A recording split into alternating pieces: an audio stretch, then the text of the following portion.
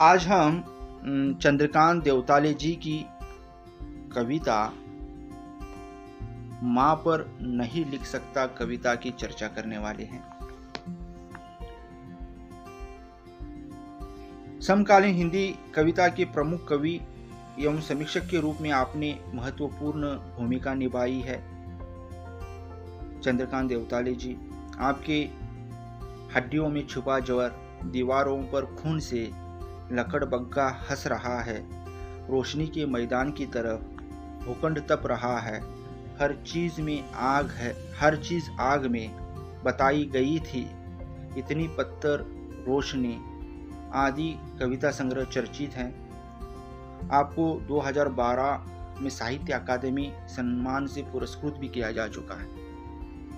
आपकी कविता माँ पर नहीं लिख सकता कविता में कवि ने माँ की महिमा का बखान किया है, लेकिन उनकी विशेषता को कलमबद्ध करने में अपने आप को असमर्थ पाते हैं।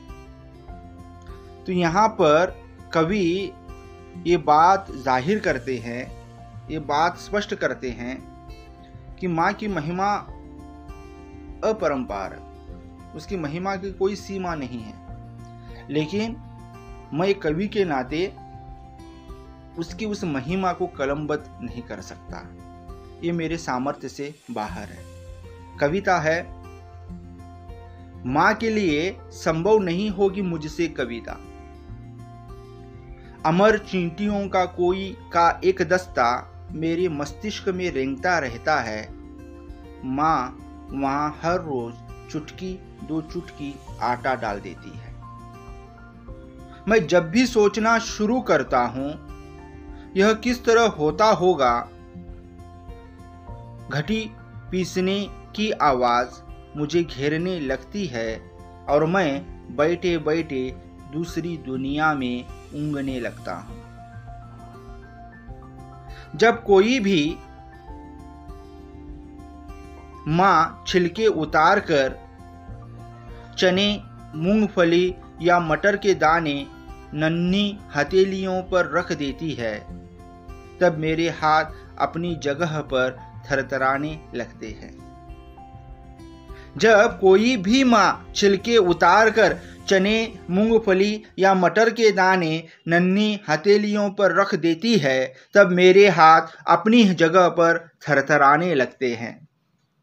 मां ने हर चीज के छिलके उतारे मेरे लिए, मां ने हर चीज के छिलके उतारे मेरे लिए, देह, आत्मा, आग और पानी तक के छिलके उतारे और मुझे कभी भूखा नहीं सोने दिया।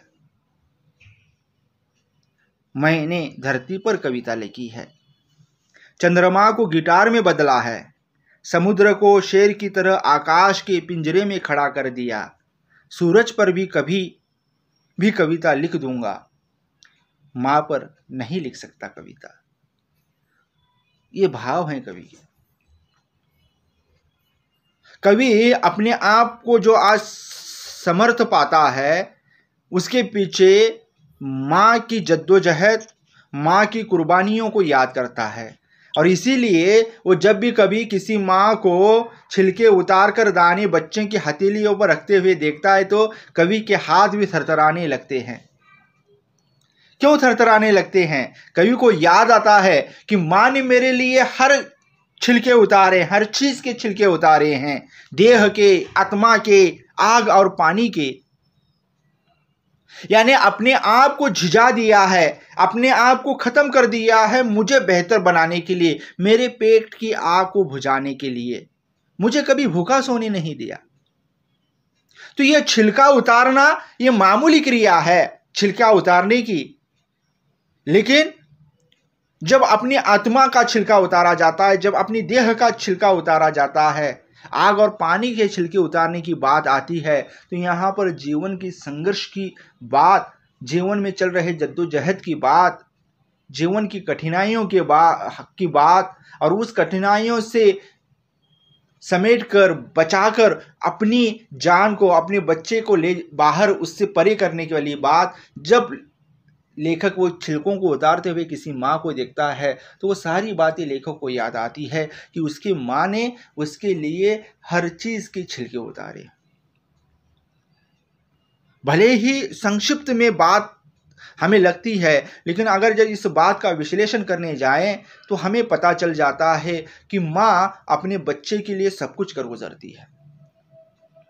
और वो सब कुछ कर गुजरना उस एक दृश्य में, उस एक बिंब के माध्यम से लेखक को, कवि को याद आने लगता है। इसीलिए उसके हाथ थरथराने लगते हैं और इसीलिए कवि कह रहा है, मैंने सब कुछ किया है, आज मैं जिस बौद्धिक संपदा का धनी हूं, बौद्धिक संपत्ति का मैं जो धनी हूं, उसके पीछे कहीं ना कहीं मेरी मां है। और इस बौद्धिक संपत्ति से, इस बौद्धिकता से मैं सब कुछ कर सकता हूं। मैं धरती पर कविता लिख सकता हूं, चंद्रमा को गिटार में बदल सकता हूं, समुद्र को शेर की तरह आकाश के पिंजरे में खड़ा कर दिया है मैंने। सूरज पर भी मैं कविता लिखूंगा, आज नहीं तो कल। लेकिन मेरी बौद्धिकता में इतना सामर्थ्य नहीं है कि मैं माँ के ऊपर कविता लिखूं।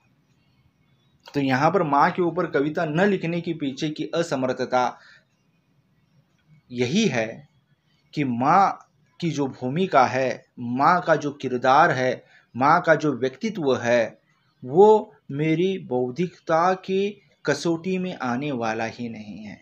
वो मेरे सामर्थ्य से परे है, वो मेरे सामर्थ्य से बाहर है। मेरे शब्द माँ की महिमा का बखान कर ही नहीं पाएंगे, उसे सही ढंग से प्रस्तुत कर ही नहीं पाएंगे। मेरे अंदर वो उतनी काबिलियत ही नहीं है कि मैं मेरे माँ को सही ढंग से प्रस्तुत कर सकूं, जो जैसी है उसी रूप में उसे प्रस्तुत कर सकूं। क्योंकि माँ की महिमा तो अपरंपार है, उसकी कोई सीमा नहीं है, उसे किसी शब्दों में बांधा नहीं जा सकता। इसीलिए कवि कहने के लिए मजबूर है कि मैं सबके ऊपर कविता कर सकता हूँ, लेकिन माँ पर मैं नहीं लिख सकता कविता। तो यही इस कविता का भावार्थ है। धन्यवाद।